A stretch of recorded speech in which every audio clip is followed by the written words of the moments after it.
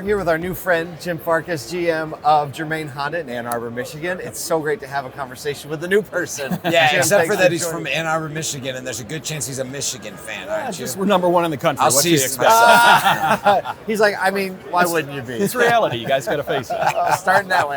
I have no dog in this fight, so I do. My mom went to Ohio State, and so that's a whole thing. Yeah, that's the problem. It's been rough this last year for us. So, Jim, thanks for joining us, giving us some time. Thanks. I appreciate being here. yeah. So tell us a little bit about your overall perspective on, we're just going to get right in, overall perspective on training and educating your team.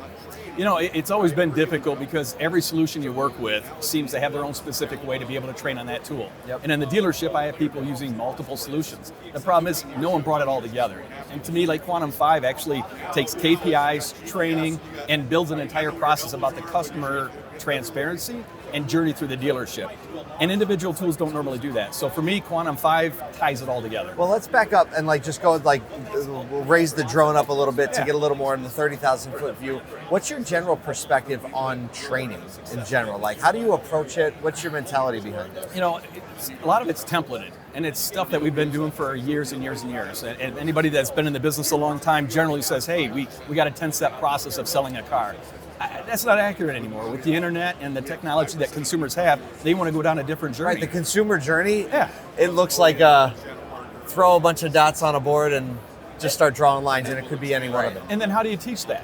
So, you know, for our consumers and for our actually new employees that are coming into the business, they want to learn a different way, and really it's not been a transparent way for us to be able to do that in the car business. Most of it have been here a long time. We trained basically how we used to understand the car business work.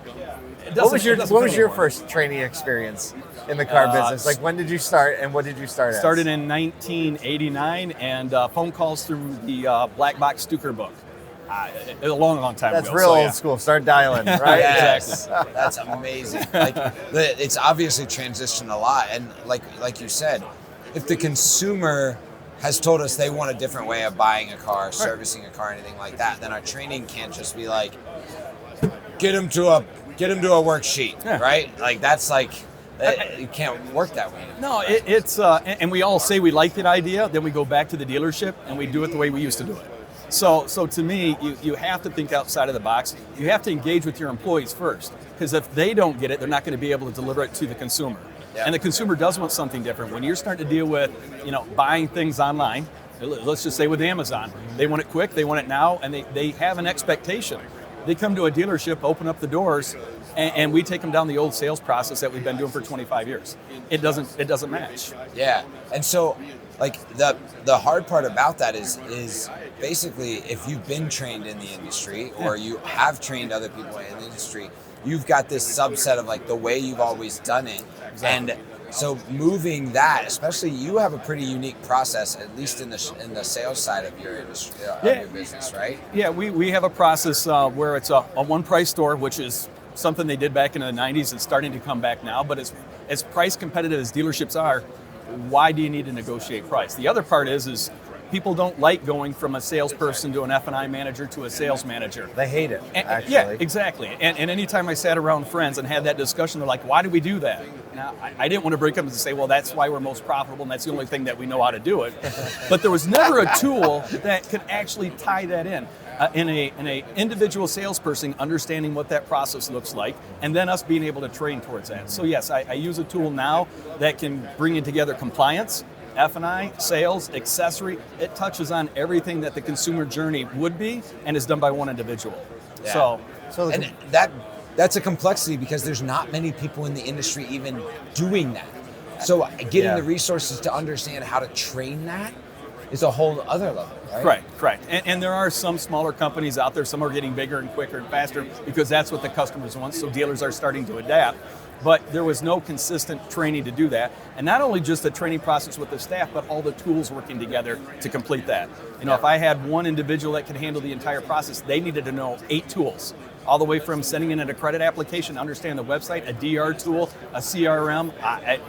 It's unbelievable. And to train towards that, very difficult.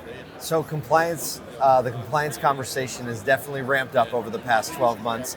We have a little bit of feels like a little of a lull at NADA because the CARS rule is kind of like just simmering right now.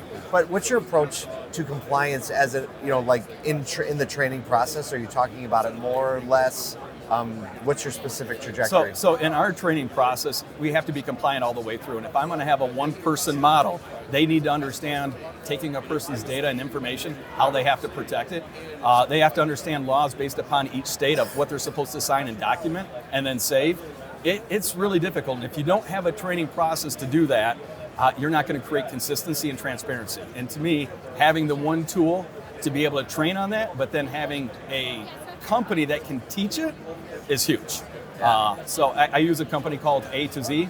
Yep. And ideally, that's what's I've tried doing by myself as an independent store for 5 years. And when this was finally developed and came out, I mean, it's exactly what we're looking for. But how do I train my staff on it? And how do I keep up consistent training so the consumer journey is replicated based upon the journey that I want to deliver? And at this particular point, based upon our current training, I don't need to have a person that has 5 to 10 years of experience to be able to do this. I can onboard a person that's never been in the car business, and with our training process that we have with Q5 and A to Z, I'm ready in 90 days. That's the holy grail right there. That's it. That's it. Yeah. Literally and they're ready to go, and they can serve a customer start to finish. Start to finish. That's absolutely amazing. What's the next challenge on the roadmap for you? Because that's a big enough challenge that you've had. Maybe you're still fighting through that, but what are you looking to grow into in the sales environment? Completing an entire sales process online is it. And when we talk about having DR tools and that customer journey should look like this, it's still broken. When a person gets online and wants to normally buy something, when they get back into the store, they're now dealing sometimes with another individual that has to figure out where that person came from in their journey, re-put all the data and information back in, tell a customer, hold on and wait. And it's like, why is that happening? So for me, when that person starts their journey online, when they step into the store, we should pick up right where they left off, understanding exactly where they're at. But you have to have a trained sales staff to be able to do that as well. And I don't even like calling my sales staff salespeople.